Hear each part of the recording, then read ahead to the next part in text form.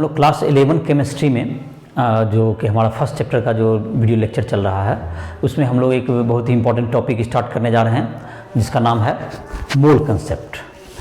तो मोल कंसेप्ट काफ़ी नाम सुना होगा, तो आज हम लोग स्टार्ट करते हैं मोल कंसेप्ट क्या है।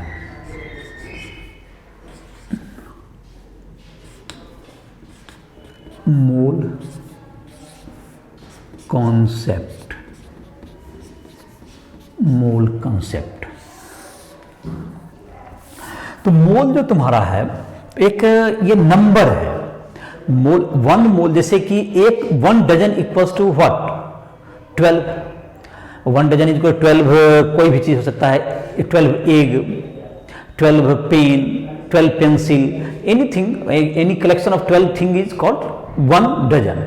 Likewise 1 score equals to 20 pen. Similarly 1 gross equals to 12 dozen और 144 पेन्स या whatever you can anything. तो लाइकवाइज इसी प्रकार से जैसे कि एक दर्जन में, एक दर्जन जिसको सिंपली हिंदी में कहते हो 12 अंडा होता है। एक ग्रॉस में कुब में 12 दर्जन होता है, 12 dozen. 12 dozen is equal to 144 things. एक स्कोर में 20 हो गया 20। तो इसी प्रकार से मोल भी एक नंबर को डिनोट करता है। तो एक मोल जो होता है किसी भी चीज का, 1 मोल इक्वल्स टू क्या होगा तुम्हारा, ये बहुत बड़ा एक 6.022 इंटू 10⁻23। ये तुमको क्या हो गया, ये एक it is a very large number. ये तो इतना बड़ा large number 23 power, it is very large number. इतना जो 23 पावर है तो इसमें कितने हो गए, ये जो नंबर है इसमें क्या इतने क्या हो सकते हैं, इसको इतना बड़ा नंबर से क्या हम लोग काउंट कर सकते हैं। तो क्या एक काउंट कर सकते हैं, पेन काउंट कर सकते हैं, तो क्या कर सकते हैं सब। तो ये सब इतना बड़ा नंबर मानने से क्या लाभ होगा, तो ये देखते हैं किसको काउंटिंग में होगा। तो जाहिर है कि ये पहले कितना बड़ा नंबर है ये देख लेते हैं। जैसे कि हम लोग के पास क्या पेन को काउंट करने में क्या ये नंबर कोई मीनिंग हो सकता है, इसका कोई प्रैक्टिकल लाभ हो सकता है इससे। तो इसको देखते हैं। जैसे एक यहां पर कितने पेन हो सकते हैं पूरे, अगर वर्ल्ड के पेन को हम लोग गिनती करें तो हाउ मेनी पेन्स, क्या इसको मोल में काउंट करने में किया जा सकता है। तो कहोगे आदमी तो बहुत से हैं, सबके पास पेन हो सकता है 1 2 3। तो फिर भी क्या मतलब कि कितने पीपुल हैं, जैसे हम लोग इंडिया के पॉपुलेशन कितने हैं, हम लोग इंडिया की पॉपुलेशन 135 करोड़ बोलते हैं। 1 करोड़ में कितना पावर डिजिट हो गया, 10⁻10 हो गया 1 करोड़। 10⁻7, सॉरी 1 करोड़ में कितना हो गया 10⁻7। 1 करोड़ में 10⁻7। तो इतना पीपुल है तुमको ये इंडिया में, पॉपुलेशन ऑफ इंडिया। और वर्ल्ड की जो पॉपुलेशन होते हैं करीब करीब इससे 7 टाइम्स हैं। तो 7 का तो इससे मल्टीप्लाई करेंगे तो 1000 हो जाएगा। ये करीब करीब कितना होगा, तो 1000 इंटू 10⁻7, ये हो गया वर्ल्ड पॉपुलेशन। वर्ल्ड पॉपुलेशन तो ये कितना पावर हुआ, 3 पावर इधर हुआ, 10⁻3 इंटू 10⁻7 इक्वल टू 10⁻10। 10⁻10 है। और अगर ईच मैन के पास, प्रत्येक आदमी के पास 10 पेन होगा तो क्या होगा, 10 गुना 10⁻10। तो ये तो 10⁻11 पेन ही हुआ तुम्हारा। इतना ही पेन है, अंडा है या पेंसिल है, एक एक आदमी को 10 दे दिए, तब भी तो यही बहुत दूर डिस्टेंस है। अगर एक एक आदमी के पास 100 तब भी 1 पावर बढ़ेगा। और 11 से क्या, जैसे यहाँ 10 है, 11 हुआ तो 12 हो जाएगा। तो कितना हो सकता है। तो एक बात तो इतना क्लियर हो गया होगा, टोटल वर्ल्ड के जितने भी पेन हैं अगर हम उसको भी एक जगह पे काउंट कर लें तब भी ये क्या नहीं होने वाला है, 1 मोल नहीं आने वाला है। क्योंकि जैसे कि 10 पावर तुम्हें जाहिर है कि 7 में करोड़ हो गया, तो 10⁻9 में अरब होता है, अरब या बिलियन जिसको कहते हो इंग्लिश में, अगर मैंने इंटरनेशनल सिस्टम में कहें तो बिलियन हो गया। ट्रिलियन में 10⁻12 होगा। तो ट्रिलियन तो आखिरकार वहां तक तो काउंटिंग भी लोग नहीं जानता, 10⁻23 तक।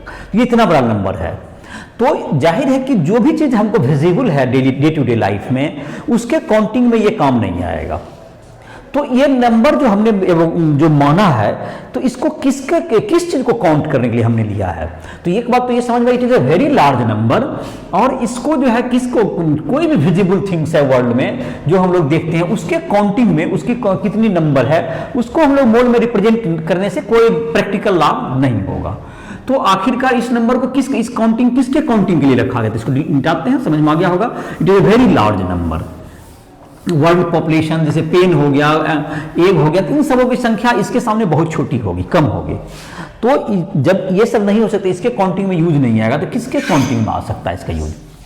तो इसके लिए हम देखते हैं कि जो हम लोग के जो कोई भी मैटर बना हुआ है, हम लोग कहते हैं एटम्स, मॉलिक्यूल्स, आयंस, इन सबों से मिलकर बनता है। तो एटम्स, मॉलिक्यूल्स, आयंस, ये सब जो हुए ये बहुत छोटे होते हैं, ऐसा कहते हैं हम लोग। तो किसी भी जो कि हम लोग को विजिबल जो अमाउंट होता है, उसमें जो कि number of atoms, molecules, ions, ये सब की बहुत बड़ी संख्या होती है। तो उस नंबर को काउंट करने के लिए हम लोग मोल का यूज करते हैं।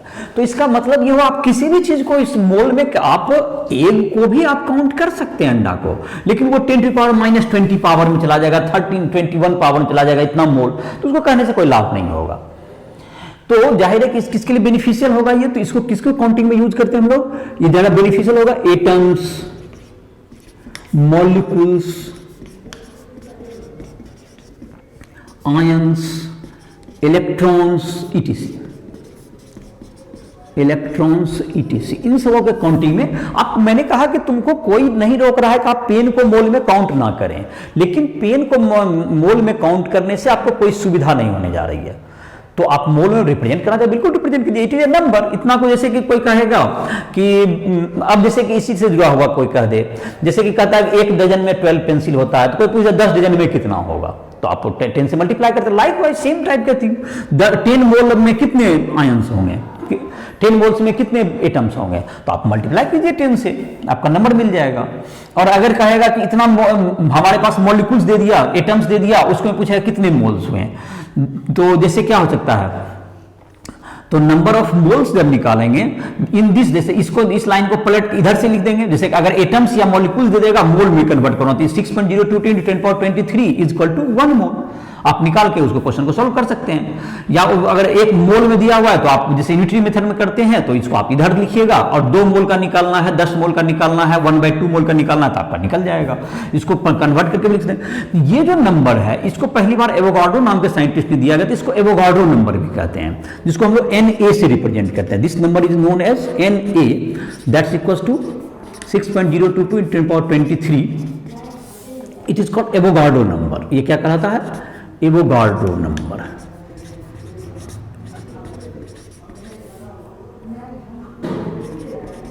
एवोगाड्रो नंबर, तो एवोगाड्रो नंबर है। तो इतना मॉलिक्यूल्स या एटम्स मिलके 1 मोल बनता है, तो नंबर ऑफ मोल्स कितना हो जाएगा, number of moles is equal to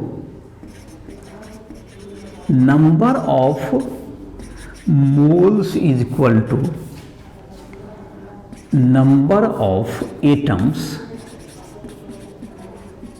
जो भी हो, एटम्स हो, मॉलिक्यूल्स हो, या जो भी एटम्स, मॉलिक्यूल्स, एटम्स हो या मॉलिक्यूल्स, एटम्स, मॉलिक्यूल्स, बाय क्या चित में 6.022 × 10⁻23। इतना मोल्स को हम लोग क्या कहते हैं, इतना नंबर को हम उससे डिवाइड करें तो ये मोल में कन्वर्ट हो जाएगा। यूनिटरी मेथड से भी आप लिखेंगे, मैंने कहा कि जैसे कि इसके याद करने के बजाय आप यूनिटरी मेथड का यूज करें। 1 मोल में इतना एटम्स, तो 1/2 मोल में कितना, 1/10 मोल में कितना, आप इधर से कन्वर्ट करें। इतना atoms is equal to 1 mole, then this much atom is equal to how much mole. जैसे कि एक क्वेश्चन देते हैं छोटा सा, calculate number of mole in 3.011 into 10⁻20 molecules of CO2। CO2 जो मॉलिक्यूल, इसलिए CO2 का इतना मॉलिक्यूल में कितने मोल होंगे। तो देखो मैंने जो कहा कि तुम पहले जो स्टार्टिंग करोगे इसका बनाना, इसको फार्मूला के बजाय इसको ऐसा लिख दो, इस फार्मूला पर भी बैठा सकते हैं इसको। तो मॉलिक्यूल्स का नंबर दिया और डिवाइड करेंगे हो जाएगा। लेकिन हम इसको यूनिटरी मेथड से बनाते हैं, इसको जैसे बिल्कुल बेसिक से लिखते हैं 6.02। देखो मोल निकालना है हमें, तो मोल निकालना तो मोल को हम राइट साइड लिख रहे हैं, जो कि यूनिटरी मेथड का रूल है। 10⁻23 molecules of CO2 equals to 1 mole, ऐसा लिख सकते हैं हम सिंपली। तो इसलिए क्या चीज का 1 मोल का भी आप निकाल सकते हैं। 1 के लिए जो लिखते हैं is equal to 1/6.022 into 10⁻23 mole, 23 mole, hence 3.011 into 10⁻20 का क्या हो जाएगा 1/6.022 इंटू 3.011 इंटू 10⁻20। तो ये तो 2 बार में कट गया, ये तुम्हारा क्या हो गया, ये तुम्हारा हो गया 1/, ये पावर में जहाँ तक 1/2 इंटू ऊपर चला जाएगा तो 10⁻20 माइनस 23, 10⁻³ मोल। तो 0.5 into 10⁻³ mole, that's equals to 5 into 10⁻⁴ mole. तो ये तुम्हारा आंसर हो गया, इतना मोल।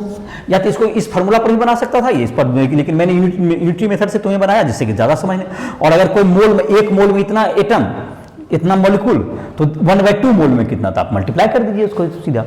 तो इस प्रकार से क्या करते हैं, इस तरह के साधारण क्वेश्चन बनाए जा सकते हैं जो भी होंगे। तो मोल का मैंने एक नंबर के रूप में रिप्रेजेंट किया जिसको हम लोग एवोगाड्रो नंबर कहते हैं, जिसको हम लोग 6.022 इंटू 10⁻23 एटम्स को कहते हैं। तो इसको जाहिर मोल होगा तुम्हारा। अब इस मोल को एक बात तो ये इसमें जरूर बात आती है कि हम जो अपने मोल का नंबर है, यही नंबर को हमने क्यों चूज किया। किसी को मतलब ये बहुत बड़ा नंबर है, इसके बदला तो हम लोग 6.022 इंटू 10⁻22 को भी मान सकते थे एक मोल, या 6 के जगह पर 5 इंटू 10⁻23 को भी ले सकते थे। तो यही नंबर को क्यों लिया गया, तो इस बात का बेनिफिट समझने के लिए हम लोग देखते हैं एटॉमिक मास पहले चर्चा करते हैं, देयर आफ्टर इसके मतलब यही नंबर क्यों चूज किया गया इसके बारे में हम लोग चर्चा करते हैं। तो देयर आफ्टर इसके पहले जो है इस नंबर को याद करो, एवोगाड्रो नंबर है और किससे मोल में कन्वर्ट करते हैं, ये बिल्कुल साधारण सा क्वेश्चन बना हुआ है और समझ सकते हैं इसको। और जाहिर है कि अपने बेसिक्स पर बनाने की कोशिश करो, मोल में कुछ दिक्कत नहीं होगी तुमको। 20 मिनट के क्लास में मोल वगैरह बिल्कुल समझ में आ जाएगा। तो इसको नोट कर लो।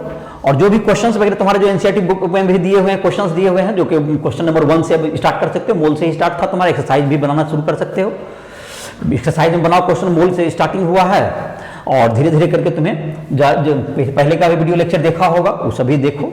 और जहां भी तुम्हें को पढ़ने में दिक्कत हो रही है, जो कोई क्वेश्चन ना बने, तो rice tutorial app play store से डाउनलोड करो और तुमको उसके द्वारा हमसे संपर्क कर सकते हो। उसमें डाउट क्लासेस, लाइव क्लासेस और सारे उपलब्ध हैं। जेईई मेंस, एडवांस, इन सबों के सब्जेक्टिव ऑब्जेक्टिव क्वेश्चन भी प्रैक्टिस के लिए तुम्हें मिल जाएंगे। सारे जो फिजिक्स केमिस्ट्री के नोट्स हिंदी और इंग्लिश मीडियम में दोनों मिल जाएंगे, तुम्हें नोट्स भी उपलब्ध हैं। तुमको उसमें जो है लाइव क्लासेस, डाउट क्लासेस सारे मिल जाएंगे। तुम किसी स्टूडेंट को अगर दिक्कत हो तो वो हम पढ़ाई के लिए संपर्क भी कर सकता है, पर्सनल वो कोचिंग के लिए भी संपर्क कर सकता है, जो उसकी भी मदद की जाएगी। तो इस प्रकार से आप पूरी तरह पढ़ाई कर सकते हैं उस ऐप के माध्यम से। तो राइस ट्यूटोरियल ऐप को प्ले स्टोर से डाउनलोड करो और जहां भी दिक्कत हो क्वेश्चन बनाओ, एनसीईआरटी बुक से पहले बना लो। उसके बाद एनसीईआरटी की एक बुक आती है एग्जाम्पलर, एनसीईआरटी पूरा सॉल्व करने के बाद क्वेश्चन को उसको बनाओ, थ्योरी जो मैंने वीडियो लेक्चर दे दिया। और जहां भी क्वेश्चन में फंसो, कहीं भी दिक्कत हो, किसी भी कंसेप्ट में दिक्कत हो जाए, तो हमसे संपर्क करो। राइस ट्यूटोरियल ऐप पर जाकर के वहाँ पर मेरा WhatsApp number, mobile number, email सब दिया हुआ है, तो वहाँ से तुम हमसे संपर्क कर सकते हो। तो हम लोग कह रहे थे अब एटॉमिक मास की बात करते हैं। देखो एटॉमिक मास, ये एटॉमिक मास नाम से ही पता चला होगा, the mass of one atom of an element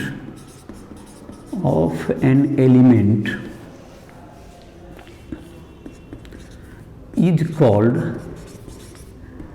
its atomic mass is called its atomic mass। तो जाहिर है कि मास ऑफ वन एटम ये तो बहुत छोटे होते हैं, तो इसके लिए जाहिर है कि एक स्पेशल यूनिट का यूज किया जाता है जो कि एक के रिलेटिव में दूसरा को मेजर कर देते हैं मास को।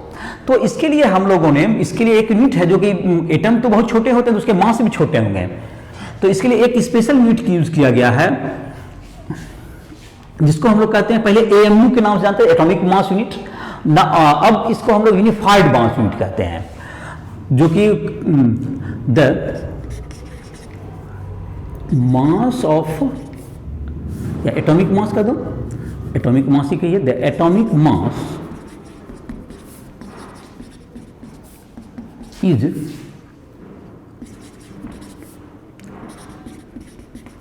measured in unified mass unit, unified mass unit।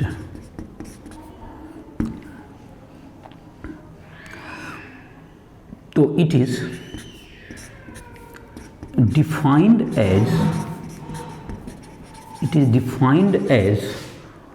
1/12th part of mass of 1C12 atom, mass of 1C12 atom। 1U equals to 1/12 into mass of 1C12 atom, ऐसा कर सकते हैं। तो 1U इसका क्या कहा गया कि मास 1/12 part of mass of carbon 12 जो आइसोटोप है उसके मास का इस 12 पार्ट को हम लोग 1U कहते हैं। तो इस यूनिट में जैसे कि हाइड्रोजन का है, ऑक्सीजन का है, तो इन सबों का मास को क्या किया गया, निकाला गया, जिसका मास तुम याद भी किए होगे, एटॉमिक मास। ऑक्सीजन का जैसे 16 हो गया, नाइट्रोजन का 14 होता है, सोडियम का 23, उसे कैल्शियम का 40, तो तुम लोग कॉपर का तुम्हारा क्या हो गया, कॉपर का तुम्हारा एटॉमिक मास हो जाता है 63.5। तो इस तरह से सबके मास कुछ आपने याद भी किए होंगे इसका, जो कि और भी लिस्ट है जो कि बहुत सा याद होगा, जो कॉमन एटॉमिक मास वगैरह का जरूरत भी पड़ता है हर जगह, तो उसमें भी याद करोगे, उसका वैल्यू निकालना पड़ेगा। तो खैर 1U इक्वल टू 1/12 इसी की यूनिट के, तो इसके कंपैरिजन में 1U अगर इसका मास है 1/, कार्बन का मास कितना हो गया, तो कार्बन का 1 एटम का मास कितना हो गया, 12U हो गया। Mass of 1C12 atom equals to 12U, ये 12U हो गया, तो ये 12U हो गया तुम्हें, तो ये 12 से गुना हो गया इधर जाकर, तो 12U हो गया तुम्हें। तो ये तुम्हारा इसके कंपेरिजन में कह सकते हैं। तो और सबका मैंने मास जैसे बताया, लेकिन जो मास होता है कभी कभी देखते हो पॉइंट में होता है, जैसे इसका तो 12 टाइम्स है, 13 टाइम्स है, तो होता ये है कि मास तो सबका, लेकिन जो नेचर में जो पाए जाते हैं कुछ जो कि एटम पाए जाते हैं, जो एलिमेंट पाए जाते हैं, उसमें बहुत से आइसोटोप मिले होते हैं। आइसोटोप का मतलब डिफरेंट मास नंबर होते हैं उसके, 12, 13, 14 जैसे कार्बन के हो गए। ये हाइड्रोजन के केस में जैसे जानते होंगे कि 1, 2, 3 तीन तरह के हो गए, 3 तरह के आइसोटोप से मिलकर हाइड्रोजन बनते हैं। तो उस सबों का जो मास होगा, तो वो जो तुम्हारा होता है, जो कि नेचर में जो हाइड्रोजन पाए जाएंगे, तो उसका मास 1 नहीं होता है एटॉमिक मास, बल्कि उसका होता है 1.008U होता है। चूंकि वह 1 वाले कुछ उसमें है जो कि बहुत अधिक मात्रा में, जिसको प्रोटियम कहते हैं हम लोग, जिसका मास नंबर 1 है। फिर 2 वाले का मास नंबर जिसका ड्यूटेरियम है, उसका कुछ परसेंटेज होता है अवेलेबिलिटी। फिर ट्राइटियम का अवेलेबिलिटी है। इन तीनों के मिक्सचर से नेचुरल जो हाइड्रोजन है वो बने हुए हैं। और तो सबका क्या रहता है, सबको जब हम लोग एक मतलब परसेंटेज के आधार पर, हम लोग उसके परसेंटेज एबिलिटी के आधार पर जब हम लोग ऐड करेंगे, तो उसका वैल्यू आ जाएगा 1.008U आता है। तो वो तुम्हारा एवरेज एटॉमिक मास कहलाएगा, एक एटम का एवरेज मास। तो एवरेज एटॉमिक मास देख लेते हैं हम लोग। एवरेज एटॉमिक मास में कार्बन का तुम्हारे बुक में जो एनसीईआरटी बुक है उसमें दिया हुआ है। तो एटॉमिक मास का तुम डिफिनेशन लिख लो, इसको वीडियो रोक करके भी लिख सकते हो इसको। तो एवरेज एटॉमिक मास की बात करते हैं। तो एवरेज एटॉमिक मास क्या हुआ तुम्हारा, तो जो परसेंटेज क्या बोले कि जो नेचर में पाए जाते हैं जो एलिमेंट, वो बहुत से मतलब आइसोटोप उसको कहा जाता है, जैसे different different mass number but different mass number but same atomic number हो, तो वो क्या कहलाते हैं, आइसोटोप।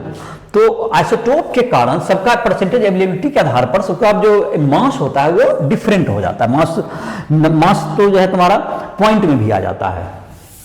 जैसे कि तुम्हारे बुक में जो एक डाटा दिया हुआ है मैं उसी का यूज कर लेता हूं, average atomic mass.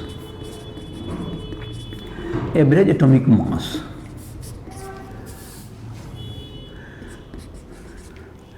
The natural element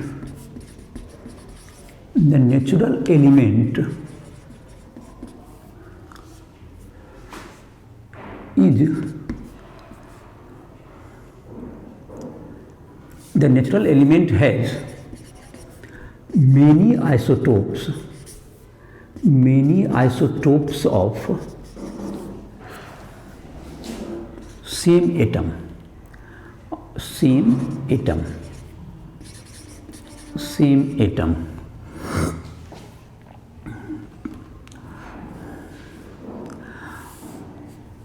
So average atomic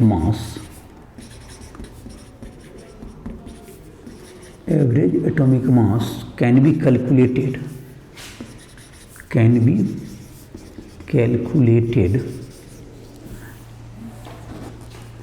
according to percentage availability।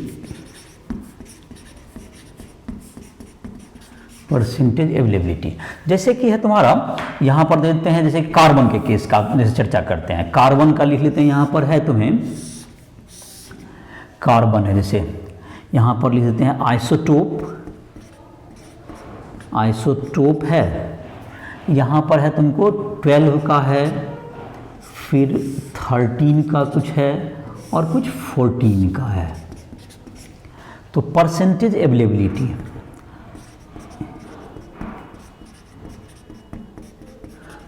Availability देखते हैं इसका क्या है। जहां तक कि मुझे याद है तुम्हारा डाटा 98.892 देख सकते हो, तुम्हारे एनसीईआरटी बुक में लिखा हुआ है, तुम देख सकते हो।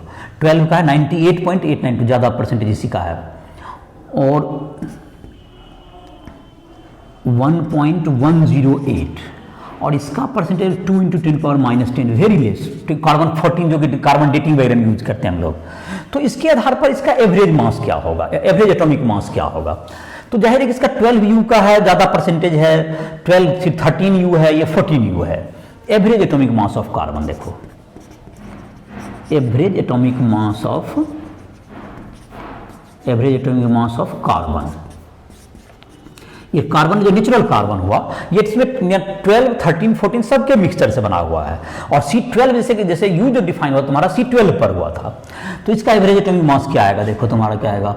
12 में 100 एटम में चले जाते हैं, 100 एटम में 98.892 इंटू 12 प्लस क्या हो गया 1.108 into 13 plus 2 into 10⁻⁻10 into 14 by total 100 atom पे गए तो 100 से क्या कर दीजिए, इसको डिवाइड कर दीजिए। 100 डिवाइड करने से क्या निकल जाएगा तुम्हारा, ये एवरेज 100 एटम में सबका मास लेते 98 इंटू इतना प्लस इतना, सबका 100 एटम का आपने मास निकाल दिया, तो 100 से डिवाइड करने से एक एटम का एवरेज मास आ जाएगा, जो कि तुम्हारा 12.011U आ गया। तो ये तुम्हारा जो नेचुरल कार्बन है उसमें 12, 13, 14 सब आइसोटोप मिलके, तो ये एवरेज एटॉमिक मास हो गया। जैसे तुम्हारे पास एक एक्सरसाइज में क्वेश्चन दिया हुआ है एनसीईआरटी बुक के एक्सरसाइज में, जिसमें क्लोरीन का है, क्लोरीन का तुमको दिया हुआ, क्लोरीन का 2 आइसोटोप है 35 और 37, उसके परसेंटेज दिए हुए हैं अवेलेबिलिटी। तो इसको 35 इंटू दिस, इसका एवेंडेंस इतना है, इसका 37 इंटू दिस बाय 100 कर दीजिए, आपका एवरेज एटॉमिक मास आ जाएगा, जो कि 35.45 के आसपास आता है। तो इस तरह से किसी का भी हम कैलकुलेट करें, जैसे हाइड्रोजन का भी है 1.008 आता है, क्योंकि 3 आइसोटोप मैंने हाइड्रोजन का कहा, क्लोरीन का 2 आइसोटोप मैंने कहा, तो जिससे नेचुरल क्लोरीन बना हुआ है 35 एंड 37, और हाइड्रोजन का 3 isotope protium, deuterium and tritium. और कार्बन के यहाँ पे 3 आइसोटोप जो कि कार्बन 12, 13 और 14। 14 तो बहुत कम होता है, जैसे कार्बन डेटिंग सिस्टम में उसी का होता है जो रेडियो एक्टिव होता है आइसोटोप, जिसकी चर्चा फिर कार्बन डेटिंग सिस्टम वगैरह में भी करते हैं। कार्बन 14 होता है जो कि जिसके आधार पर फॉसिल्स का एज वगैरह भी पता करते हैं हम लोग, जिसका वैल्यू बहुत कम होता है कार्बन 14, लेकिन ये रेडियो एक्टिव होता है, मतलब समय के साथ इसकी जो अमाउंट है वो और कम होते जाता है। जो लिविंग थिंग है उसमें ज़्यादा होता है और ये डिके करते जाता है। तो ये रेडियो एक्टिविटी का कंसेप्ट कभी समझाएंगे तुमको, तो फिर बनाओगे। तो रेडियो एक्टिव डीके कहा जाता है, रेडियो एक्टिव के कारण उसका जो मास धीरे धीरे घटते गया, तो उसके आधार पर उसका एज पता चल जाता है कि कितना दिन पहले रहा होगा, जिससे कि आज इतना कम अमाउंट हो गया है। तो इसी के आधार पर उसका जो है ईयर, कोई फॉसिल्स का मतलब किसी भी चीज़ का, या कोई जैसे फॉसिल्स जो कि बहुत दिन, जैसे डायनासोर वगैरह का एज क्या रहा, कब रहते थे, तो इन सबों का पता किया जाता है। तो खैर ये तुम्हारा हो गया एवरेज एटॉमिक मास, समझ में आ गया होगा। और अब निकालते हैं हम लोग इसको, देखो इस चीज़ को अब मोल से रिलेट कर सकते हैं हम लोग। तो एटॉमिक मास को हम लोग किससे रिलेट करते हैं? मोल से रिलेट करते हैं। देखो मोल से क्या रिलेट करते हैं। और दूसरा याद होगा, मैंने एक क्वेश्चन कहा था कि 6.02 × 10⁻23 ही क्यों लिया गया। जाहिर है कि उस क्वेश्चन का जवाब भी इसमें आ जाएगा शायद। देखो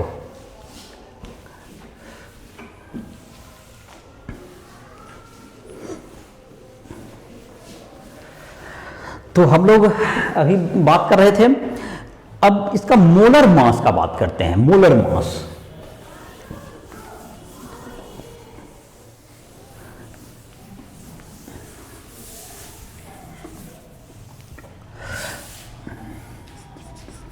मोलर मास।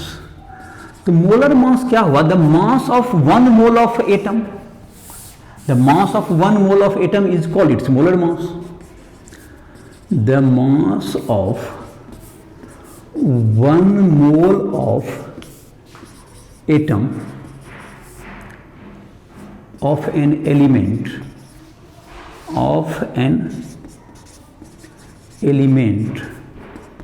is called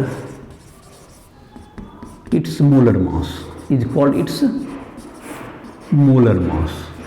तो किसी चीज का 1 मोल एटम का मास कर दिए तो ये मोलर मास हो गया वो। अब जैसे कि 1 मोल जो नंबर है तुम्हारा, जाहिर है कि हम लोग कार्बन के रेशियो संदर्भ में ही देखें तो कार्बन का क्या था तुम्हारा, तो 1U जो डिफाइन हुआ था, तो 1U इक्वल्स टू था तुम्हारा 1/12 into mass of 1 C12 atom, एक C12 एटम का मास। तो मास ऑफ, इसको 12 को इधर मल्टीप्लाई कर देंगे तो क्या हो जाएगा? Mass of 1 C12 atom, C12 atom equals to 12U। 12U हो गया तुम्हारा, ये 12U हो जाता है। और मास ऑफ 1 मोल को, इतना एटम को लिया गया, mass of 1 mole C12 atom equals to ले लिया गया 12 ग्राम, 12 ग्राम कर देगा, ऐसा लिया गया इसका वैल्यू। तो इसका जैसे कि एक मास का, एक एटम का कार्बन का मास अगर निकल जाए हमको, जो कि आज के टेक्नोलॉजी में ये संभव है कि एक एटम का मास हम लोग क्या करते हैं, निकाल सकते हैं। तो 12 ग्राम में से डिवाइड कर देंगे तो वो जो नंबर आएगा दैट इज 6.022 × 10⁻23। फिर से इस बात को कहते हैं, अगर एक आज के टेक्निक में ये संभव है कि हम एक कार्बन एटम का मास निकाल सकते हैं, तो कितने एटम का मास मिलकर के 12 ग्राम होगा। तो अगर हम उसको उसमें डिवाइड कर देंगे तो एक जो तुम्हारा होगा दैट, वही अमाउंट को कहा गया 1 मोल, दैट इज एवोगाड्रो नंबर। तो वो जो नंबर आता है तुम्हारा, वो नंबर आएगा कितना? 6.022 × 10⁻23 एटम्स। तो ये कितना एटम का मास लिखते हैं? जब मास ऑफ, इसको, इसी को 1 मोल को 6.022 × 10⁻23 लिख देते हैं, atoms of C12 equals to क्या होगा? 12 ग्राम हो गया, 12 ग्राम। तो ये जो तुम्हारा नंबर यूज किया गया, ये कैसे यूज किया गया? जिससे कि ये तुम्हारा यू से डायरेक्ट ग्राम में बदल जाता है, और इसीलिए इसे कन्वीनियंट, जिससे कि पता चल जाता है, कन्वीनियंसी हो गई कि जितना यू याद कर रहे थे रिलेटिव में, वही क्या चीज बदल गया हमारा, ग्राम में आ गया। तो इससे हमको सुविधाजनक हो गया इसका, इसे ग्राम में रिलेट कर देता है ये। तो मास ऑफ इतना, तो मास ऑफ अब ग्राम में चाहेंगे mass of one atom of C12 equal to क्या होगा तुम्हारा 12 ग्राम बाय 6.022 इंटू 10 पावर 23। तो ये तुम्हारा हो गया। तो 1U इक्वल टू क्या होगा तुम्हें देखो, अब 1U को ग्राम में बदल सकते हैं, 1/12 इंटू क्या होता है mass of one carbon atom. तो mass of one carbon atom कितना निकल गया मेरा 112 gram by 6.022 into 10 power 23, that's equal to 1.66 गुना 10 पावर माइनस 24 ग्राम। तो ये हो गया 1U का वैल्यू हो गया। तो 1U इक्वल्स टू तुम्हें हो गया 1.66 इंटू 10 पावर माइनस 24 ग्राम। ये 1U में हो गया, केजी में कहेंगे तो माइनस 27 केजी, और दैट्स इक्वल्स टू क्या होगा तुम्हारा 1.66 इंटू 10 पावर माइनस 27, ये हो गया केजी। तो ये हो गया तुम्हारा 1U 1 केजी, इसका वैल्यू आ गया। तो तुम्हारा अब समझ में आ गया होगा कि इससे क्या, अब फिर से इस बात को कहते हैं एटॉमिक मास हुआ, एक एटम के मास को आपने कह दिया, जो कि कार्बन के संदर्भ में ये 12U था, और ऐसा नंबर एक चूज किया गया जिससे कि वो कन्वर्ट हो जाए किसमें 12 ग्राम में। तो कितना एटम होंगे कार्बन के, तो वो हो नंबर दैट इज 6.022 × 10⁻23 एटम्स हो गए, वो नंबर हो गए। वो नंबर से क्या लाभ हुआ कि वो तुमको 12U से क्या बन जाता है ग्राम में। लाइकवाइज इसी तरह ये सिर्फ कार्बन के लिए नहीं बात है, ये सब में है। जैसे कि इस बात को हम ऐसे भी कर सकते हैं, mass of one oxygen atom, one oxygen atom equals to क्या हो गया 16U हो गया।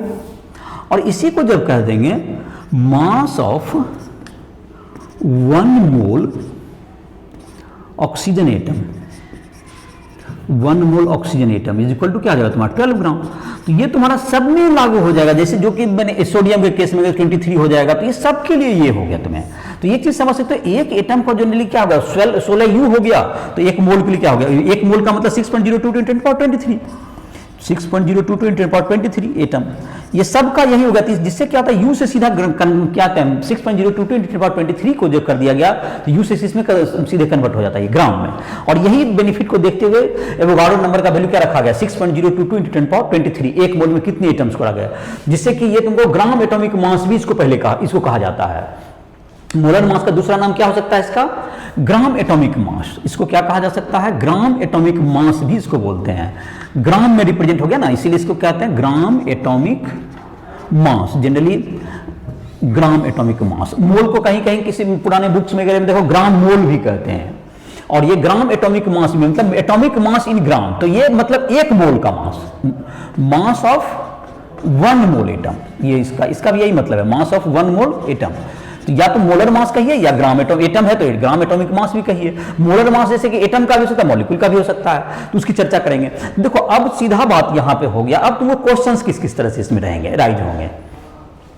जैसे यहां क्लियर कट देख रहे हैं आप, 16U में कितने एटम होते हैं ऑक्सीजन के, एक एटम होते हैं। तो कोई ये पूछ सकता है कि बताइए 32U में कितने एटम होंगे, तो 16U में एक एटम, तो 32U में 2 एटम। एटम में अगर U में पूछा तो जैसे क्या पूछ दिया एक क्वेश्चन कि how many atoms are present in, तो इसको नोट कर लो, मैं क्वेश्चन में बताता हूं तुमको क्या होगा तुम्हारा। यहां इसमें जो बताया गया तो ये एक मोल एटम का मास लाने से क्या होगा, एक मोल मतलब जो एवोगाड्रो नंबर 6.022 लेने से सीधा U से क्या बदलता है, किसी भी एटम का मास ग्राम में बदल जाता है, इसलिए इसको ग्राम एटॉमिक मास भी कहिए या मोलर मास कहते हैं हम लोग एलिमेंट का, एटम का। तो इस बात को नोट करो, हर एलिमेंट में लागू है। जैसे सोडियम का अगर एक एटम का मास 23U है तो एक मोल एटम 6.022 × 10⁻3 एटम का मास सोडियम का 23 ग्राम होगा। Remember this line for every atom. तो यही इसी बेनिफिट को देखते हुए उसको एवोगाड्रो नंबर का वैल्यू ये रखा गया है, जिससे कि वो मोल में कन्वर्ट हो जाता है, इसीलिए 1 मोल का वैल्यू वो हो गया। जिससे कि मोल जैसे क्या हुआ, एक बात इसमें जैसे एक एंगल है इसको देखने का कि एक जैसे किसी चीज को हम लोग जो कि देखते हैं, जैसे कि जो कि शुरुआत में ही जैसे बताए थे, एक हम लोग किसी भी चीज को माइक्रोस्कोपिक लेवल पर देखते हैं, छोटे स्तर पर देखते हैं। छोटे स्तर पर देख रहे हैं का मतलब हो गया कि जो एटम के लेवल पर देखते हैं, और एक जो कि हम लोग डे टू डे लाइफ में जो किसी चीज को देखते हैं, जैसे कि एटम है, उसी एटम से बहुत से एक ही प्रकार के एटम के बहुत से मिलने से क्या बनता है, एलिमेंट बनता है। जो लार्ज स्केल पर जो कि हमारा दिखता है मैक्रोस्कोपिक लेवल, वो एलिमेंट हो गया। और एटॉमिक मैक्रोस्कोपिक लेवल जो कि छोटे स्तर पर जो देख रहे, दैट इज कॉल्ड एटम। तो उसी तरह से जब हम लोग एक एटम के संदर्भ में मास का चर्चा करें तो हम लोग यू में चर्चा करते हैं, और जब वही लार्ज स्केल पर जब हम लोग माइक्रोस्कोपिक लेवल पे करते हैं तो उसको मोल में चर्चा करते हैं और वो ग्राम में आ जाता है। तो ये तुम्हारा, और वो रिलेट करने वाला जो बीच का कड़ी है वो कौन है? मोल है। और माइक्रोस्कोपिक छोटे स्तर से बड़े स्तर में मोल को कन्वर्ट कौन करता है? यू से ग्राम में कर देता है। जैसे एक क्वेश्चन मैं देता हूं, find the number of oxygen atom, find the number of oxygen atom in 80 ग्राम। 80 ग्राम, इसका देखो सॉल्यूशन क्या हो जाएगा 80 ग्राम में। तो अभी जैसे हम कह रहे थे, तो एक ऑक्सीजन एटम का मास कितना? 16 यू होता है, और एक मोल ऑक्सीजन एटम का 16 ग्राम होता है। तो जाहिर है कि जब हमारा क्वेश्चन ग्राम में है तो हम ग्राम में बात करेंगे। तो हमको जो है एक मोल ऑक्सीजन एटम का मास होता है 16 ग्राम। तो हम लोग, लेकिन यहां ग्राम से हमको मोल बदलना है, तो हम इस लाइन को उलट के लिखेंगे। तो यूनिटरी मेथड में तो क्या लिख देंगे? 16 gram is equal to 1 mole oxygen atom. 1 mole को हम चाहें तो 6.022 × 1023 भी लिख सकते हैं, मोल लिखें या ये लिखें 6.02 × 23 ऑक्सीजन एटम। ऑक्सीजन एटम इतना हो गया। तो इतना हो गया तुम्हारा कितना का? 16 ग्राम का। तो 1 ग्राम इज इक्वल टू क्या हो जाएगा? 6.022 × 10⁻23/16 ग्राम, इतना एटम हो गया। इसलिए कितना ग्राम में? 80 ग्राम में क्या होगा तुम्हारा?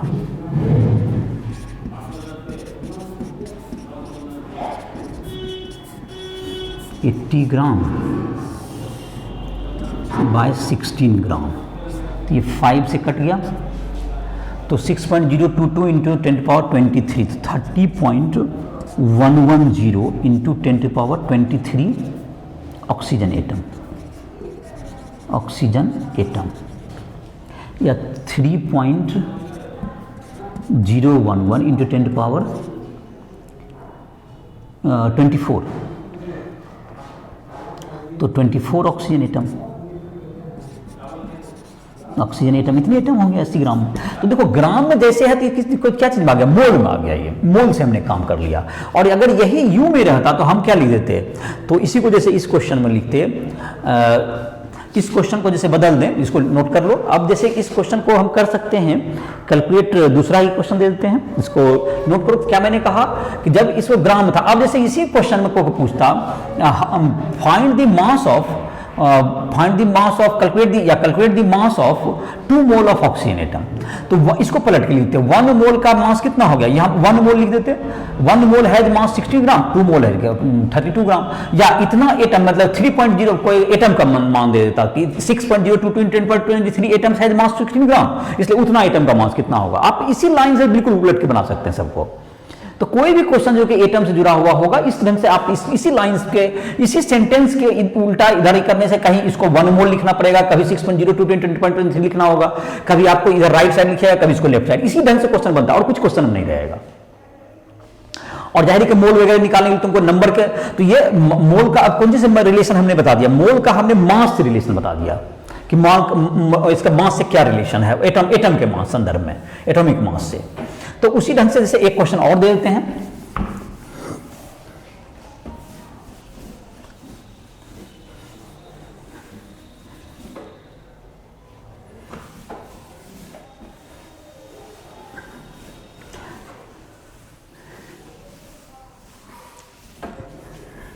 अब लिखते हैं calculate the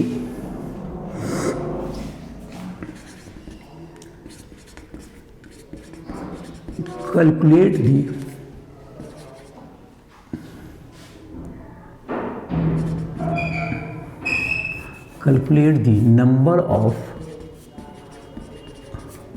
sodium atom in 115 U। तो देखो अब क्या है, तुम्हें U में काम करा, तो जाहिर है हम भी U में ही काम करेंगे। तो ये है 1 सोडियम एटम का मास कितना होता था? 1 सोडियम एटम का मास 23 U, तो यू में बात करेंगे इसको, तो 23U equals to 1 sodium atom, mass of is equal to mass of is equal to 1 mass of 1 sodium atom, 1 sodium atom. इसलिए 1U इक्वल्स टू 1/23, इसलिए कितना 123U, इसलिए 115U equals to 1/23U into 115U, that's equals to 5 atom of Na। तो देखो U में जब था ये क्वेश्चन, तो U में था तो क्या चीज में बात किया हमने, U में जब जैसे ही था U में था तो एक एटम पे हमने बात किया, और यही ग्राम में रहेगा तो मोल में बात करेंगे। यही मैंने कहा कि जब भी है तुम्हें, अब जैसे उल्टा रहेगा तुमको कि इतना मतलब सोडियम एटम का मास बताइए हमको, 5 सोडियम एटम का मास क्या होगा। एक सोडियम एटम का मास होता है 23U, तो 5 का क्या होगा 115U। तो इसको यूनिटी मेथड से पलट के लिख दीजिए। तो इसी बात को जैसे कि फार्मूला के रूप में लिखते हैं लोग, जिसमें कि फार्मूला के रूप में कब तो तुम जब स्टार्टिंग स्टूडेंट हो तो जहिर शुरुआत में यूनिटी मेथड से का ही प्रयोग करो, तो number of mole is equal to क्या लिख सकते हैं, फार्मूला बन जाता है मास ऑफ एटम गिवन, जो गिवन है by mass of atom given in gram, in gram में कर दीजिए, in gram, given in gram by molar mass of atom, molar mass in gram, molar mass in gram, molar mass तो gram में ही होता है, हम लोग जनरली रिप्रेजेंट ही करते हैं। तो ये तुम्हारा क्या हो जाएगा, इस ढंग से निकल जाएगा, जैसे यू में रहेगा, लेकिन ये मोल में रहेगा तब, तो मोल में रहेगा तो ग्राम में होगा, लेकिन यहाँ पे ये मोल में नहीं बात हो रहा है, यहाँ पे यू में जब बात हो रहा है तो इसको एटम से डायरेक्ट निकालेंगे। जैसे पिछला जो क्वेश्चन था उस पर इसको बैठा सकते हो, तो उसमें कितने एटम्स, अब जैसे मोल निकल जाएगा तो number of atoms equal to number of mole into क्या हो जाएगा, number of atoms equal to क्या हो जाएगा तब हमारा, number of mole into Avogadro number 6.022 into 10⁻23। तो मेरा जो बिगिनिंग स्टूडेंट है वो फार्मूला की बजाय जाहिर है कि यूनिटरी मेथड का यूज करोगे तो ज़्यादा समझ में आएगी।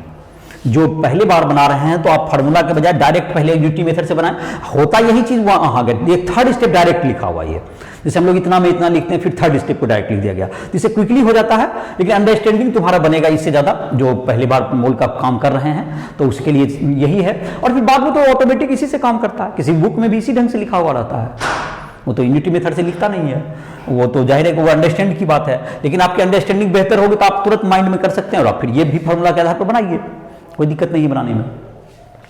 तो आई होप कि एटॉमिक मास के संदर्भ में तुम्हें समझ में आ गया होगा। अब कुछ मॉलिक्यूलर मास में भी इसी टाइप की बात है, उसको भी कंप्लीट ही कर देते हैं इसी लेक्चर में। तो मॉलिक्यूलर मास जैसे लिखते हैं, तो फिर उसको मोल से भी जोड़ेंगे मॉलिक्यूलर मास को, तो जाहिर है मॉलिक्यूलर मास का मतलब क्या होगा, अभी एटॉमिक मास देखे हम लोग, एटम का मास था, तो मॉलिक्यूलर मास का मतलब क्या होगा, मॉलिक्यूल का मास। और एटम मॉलिक्यूल इस समय तुमको कंफ्यूजन है, तुम हमारा फर्स्ट लेक्चर देख सकते हो जो कि दिया हुआ है, जिसमें कि एटम, मॉलिक्यूल, एलिमेंट, कंपाउंड, इन सब के बारे में जो तुम्हारा जो है देखोगे 1.1 जो लेक्चर है उसमें पहला ही लेक्चर में बता दिया गया है।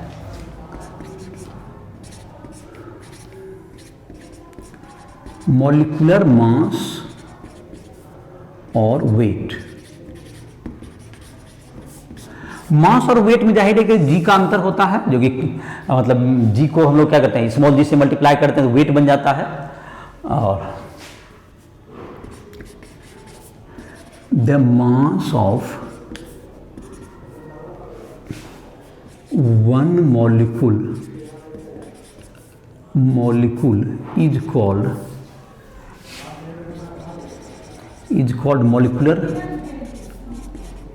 Molecular mass. इसको कभी कभी मॉलिक्यूलर वेट भी कहते हैं। वेट का मतलब होगा, जैसे हम लोग भी जैसे जनरली बोलचाल में क्या करते हैं, हम लोग बात करते हैं, हम लोग का जो आटा पिसाने जाते हैं तो हम लोग बोलते हैं कि 50 kg वेट है इसका, जबकि हम लोग उसका मास बता रहे होते हैं। गेहूं का जैसे है तुमको 20 kg, तो 20 kg के बाद वेट बोलते हैं, मास बोलने के बजाय कॉमनली लोग जो है वेट बात करते हैं, वही एटॉमिक वेट बोल देता है, एटॉमिक मास। तो कॉमन बोलचाल में वेट के रूप में ही बोलता है लोग, लेकिन इसको जैसे कहें तो एटॉमिक मास, मॉलिक्यूलर दोनों एक ही चीज है। तो वेट को, मास को क्या कर देंगे 50, जैसे कोई भी चीज का मास है तो इंटू जी से, स्मॉल जी जो 9.8 होता है उससे मल्टीप्लाई कर, जो फिजिक्स में पढ़ा होगा तो उसमें आ जाएगा तुम्हारा, तो मॉलिक्यूलर मास हो गया। जैसे कि एटम एटम अब है कि एटम का मास होगा तो एक कोई मॉलिक्यूल तो एटम से मिलकर बनते हैं, तो molar mass of molecular mass of जैसे CO2 निकालना है, तो इस CO2 का निकालने क्या करेंगे, इसका मॉलिक्यूलर मास, एक मॉलिक्यूल का मास है, इसमें एक एटम कार्बन के हैं, 2 एटम ऑक्सीजन के हैं, इसी से मॉलिक्यूल मिलकर बना हुआ है, तो जाहिर है कि इसके मास को आप अगर जानते हैं एक एटम का मास, तो ये क्या होगा 12U होता है इसका, और इसका होता है 16U, लेकिन इसके 2 एटम हैं, तो दैट्स इक्वल टू क्या होगा 12U प्लस 32U। एक एटम में बात कर रहे हैं इसलिए ये तुम्हारा क्या U में लिखा जा रहा है, तो एक मॉलिक्यूल का मास क्या होगा, सोडियम कार्बन डाइऑक्साइड का निकल गया 44U। इसी तरह से जैसे कि क्या हो गया मॉलिक्यूलर मास ऑफ या मॉलिक्यूलर वेट मास, मैंने कहा कि तुमको कॉमन बोलचाल है, दोनों में कोई अंतर नहीं है, ऑफ सल्फ्यूरिक एसिड जैसे H2SO4 कहते हैं, 1U इंटू 2 प्लस क्या होगा 32U plus 16U into 4, that's equal to क्या होगा 98U। तो ये 98U हो गया H2SO4 का मास, तो H2SO4 का मास हो गया 98U। तो इसी तरह से तुम किसी का भी मास क्या करते हो तो निकाल सकते हो। अब इसी तरह से हम लोग कर सकते हैं इसका, जैसे कि तुमको मोलर मास, तो मोलर मास का क्या मतलब हो जाएगा, मोलर मास का मतलब एक मोल का मास, सेम टाइप से अभी जैसे molar mass of 1 mole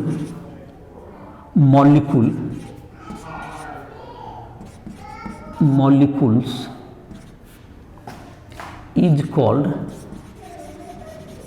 molar mass या ग्राम मॉलिक्यूलर मास भी इसको कहते हैं, gram molecular mass, molecular weight, तो मोलर मास हो गया। तो जैसे कि तुम्हारा था 1 molecule of CO2 has mass equals to क्या हो गया 44U आया है तुम्हारा। अब इसी को जब कहेंगे 1 मोल क्या होगा मास ऑफ, क्या होगा तुम्हारा मास of 1 mole of CO2 molecule, इनको क्या होगा 44 ग्राम, ये किस में आ गया ग्राम में आ गया। तो जाहिर है कि जो सब जैसे H2 है 18U 18 ग्राम, एक मॉलिक्यूल का मास 18U हो जाएगा, जैसे ये एवोगाड्रो नंबर के बराबर ही होगा ये, और एक मोल इक्वल टू क्या होता है तुम्हारा 1 मोल इक्वल टू क्या होगा तुम्हारा 6.022 इंटू 10⁻23 मॉलिक्यूल्स यहाँ हो गया। ये मॉलिक्यूल्स, इतना मॉलिक्यूल्स को मिला के एक मोल कहते हैं। तो जाहिर है कि यू से क्या हो गया, ये भी ग्राम में बदल गया। तो जो सेम जो कंसेप्ट वहां था वही कंसेप्ट यहाँ है। अगर एक हाइड्रोजन, एक वाटर मॉलिक्यूल का मास है 18U, तो एक मोल का कितना मास बन जाएगा 18 ग्राम। तो लाइकवाइज ये तुम्हारा क्या होगा ग्राम से क्या बन जाता है 18U से 18 ग्राम बदल गया। तो इस प्रकार से क्या कर सकते हैं, इसको निकाल सकते हैं। तो इसको नोट डाउन कर सकते हो, जैसे इस पर कुछ क्वेश्चंस मैं बता देता हूं। तो जैसे एटॉमिक मास में जो कंसेप्ट तुमने डेवलप किया वही बात क्या है तुम्हारा मॉलिक्यूलर मास में भी है, सेम चीज है। और जाहिर है कि एटम का मास तुमको कुछ याद होना चाहिए, जो कि याद भी होगा कुछ कॉमन। सोडियम का 23, ऑक्सीजन का 16, हाइड्रोजन का 1, कार्बन का 12, नाइट्रोजन का 14, कॉपर का 63.5, जेडन का 65.3, Fe का 56। तो ये सब जो कुछ मैंने कॉमन बताए, और भी कॉमन होंगे जो कि याद कर लोगे तुम बुक से कहीं भी देख करके। कुछ कॉमन का ध्यान रखना चाहिए। सल्फर का 32 हो गया 32। तो किसी का भी मोलर मास क्या करता है कैलकुलेट किया जा सकता है, इसको जोड़ करके एटम के मास को कैलकुलेट करके जोड़ के कैलकुलेट कर लीजिए। तो जैसे कुछ क्वेश्चन देते हैं, calculate the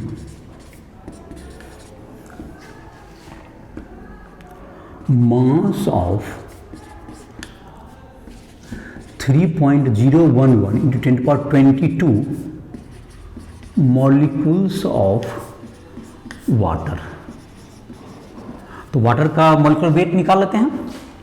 solution molecular mass of H2O, ये मॉलिक्यूलर मास या molar mass is equal to क्या हो गया तुम्हारा H2O 1 into 2 plus 16 that is equal to 18। तो ये मतलब मोलर मास ऑफ H2O मतलब एक मोल का मास हो गया इज इक्वल टू 18 ग्राम हो गया, 18 ग्राम। तो 6.022 तो 6.022 एक मोल का मतलब into 10⁻23 molecule of H2O has मास 18 ग्राम, इसलिए 1 का क्या हो जाएगा 18/6.022 इंटू 10⁻23। मैंने कहा कि यूनिटरी मेथड से ही तुम पहले ट्राई करोगे, बाद में जैसे जैसे थोड़ा प्रैक्टिस हो जाएगा तब तुम क्या करोगे, अपना सिंपली बना लिया करोगे। जो कि बिगनिंग है तो जाहिर है कि थोड़ा टाइम देके सीखो, और उसके बाद सारा चीज़ इसी पे होता है, बस जस्ट 1-2 लाइन सीखना है, उसके बाद कोई मोल में दिक्कत नहीं होगी। और मेरा एक्सपीरियंस कहता है, जो मैंने टीचिंग किया आज तक, कि बहुत ही स्टूडेंट को मोल में दिक्कत रहता है, जबकि ये है बहुत ही सिंपल चीज़। ये 10 हो गया तुम्हारा, जो पावर हट जाएगा तो 10 हो गया, और यहाँ पे कितना हो गया 2 और 18 कट गया तो 9, तो 0.9 होगा तुम्हारा, 0.9 ग्राम। तो ये आंसर होगा तुम्हारा। तो क्या किया गया यहाँ पर, देखो एक मोल का जैसे मास था, ग्राम में तुमको जैसे क्या यहाँ का था, इतना एटम का मास पूछ रहा था, इतना मॉलिक्यूल का, तो एक मॉलिक्यूल का मास हम लोग जानते हैं कि मतलब 18U हो गया, एक मोल का मास कितना हो 18 ग्राम, तो एक मोल का मास इतना है 6.02 का, तो उतना का निकाल दिया, बिल्कुल यूनिटरी मेथड से बन गया, सिंपल चीज है। अब इसी में कुछ क्वेश्चंस पूछ सकता है, जैसे एक दूसरा क्वेश्चन देते हैं, देखो इसको मिटा दें, समझ में आ गया होगा। अब है जैसे कैलकुलेट दी मास ऑफ, अब जैसे कि है तुमको, या आपको इसका मास तो खैर कैलकुलेट कर लिया, एक उल्टा दे देते हैं इसको क्वेश्चन।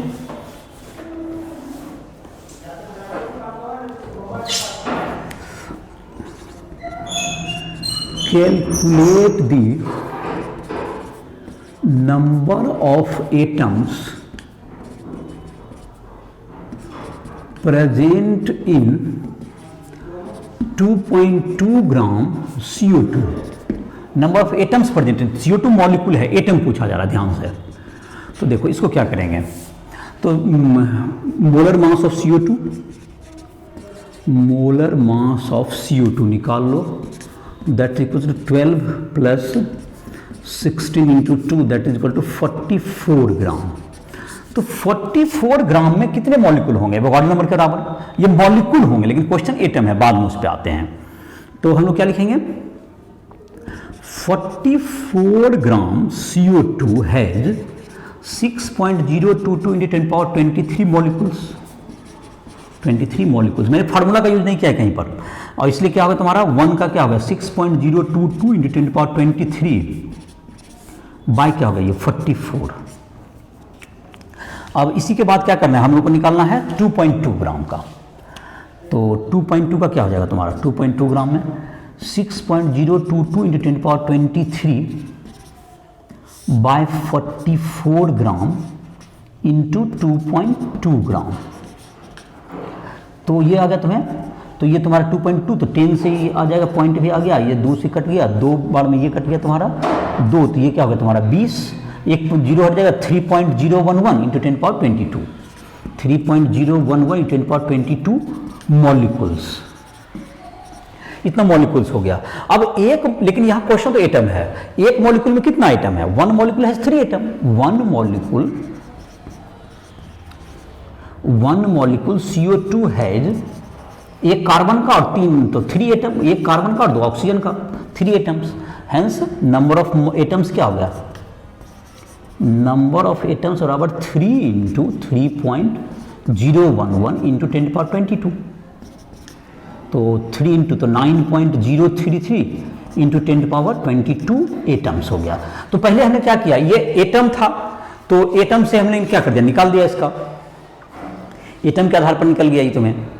तो जाहिर एक समझ में आ गया होगा कि पहले मोल, जब ये मॉलिक्यूल है तो मॉलिक्यूल ही पहले निकला, लेकिन मॉलिक्यूल को फिर बाद में हमने क्या कर दिया, एक एटम में कन्वर्ट कर दिया। तो इस तरह के कोई भी क्वेश्चन किसी भी बुक से क्या कर सकते हो, तुम बना सकते हो। कुछ और क्वेश्चंस वगैरह की जहां तक चर्चा है उसके आगे वाले लेक्चर में करेंगे। तुम कुछ प्रैक्टिस करो, जो तुम्हारा दिक्कत होगा उसको भी सॉल्व कर देंगे। तुम्हारा जहां भी दिक्कत होगा, कोई एक्सरसाइज का जो क्वेश्चन है 1 पॉइंट पहले एक्सरसाइज से बना सकते हैं, और भी किसी बुक से तुमको जो भी है, आरसी मुखर्जी की भी बुक आती है, अच्छी बुक है तुमको, जिसमें कि मोल के अच्छे क्वेश्चन दिए हुए हैं, जो भारतीय वन से आती है, तो उसमें भी मोल के अच्छे क्वेश्चन दिए हुए हैं। और भी किसी बुक से तुम चाहो ट्राई कर सकते हो, मोल के क्वेश्चंस तुम ट्राई करो। जहाँ पे दिक्कत हो तुम राइस ऐप पे आकर के हमसे संपर्क कर सकते हो, किसी भी प्रकार की मदद की जाएगी। कोई भी तुमको प्रॉब्लम हो फिजिक्स केमिस्ट्री मैथ किसी भी सब्जेक्ट में, इसके नोट्स चाहोगे तो नोट्स तुमको राइस ट्यूटोरियल ऐप पर वो भी मिल जाएगा। तुम जेईई मेंस, जेईई एडवांस या नीट जिसकी भी तैयारी करना चाहते हो उसके लिए भी तुम्हें उसमें जो है मटेरियल्स भी मिल जाएंगे, और तुम जाहिर है पढ़ाई के लिए तुम हमसे पर्सनल संपर्क भी कर सकते हो उस ऐप पर, हमारे नंबर दिए हुए हैं। तो इस प्रकार से तुम अपनी पढ़ाई को कर सकते हो। तो जहाँ भी तुम्हें कंसेप्ट में दिक्कत हो तो हमसे संपर्क करो। तो इसी के साथ इस लेक्चर को समाप्त कर रहे हैं।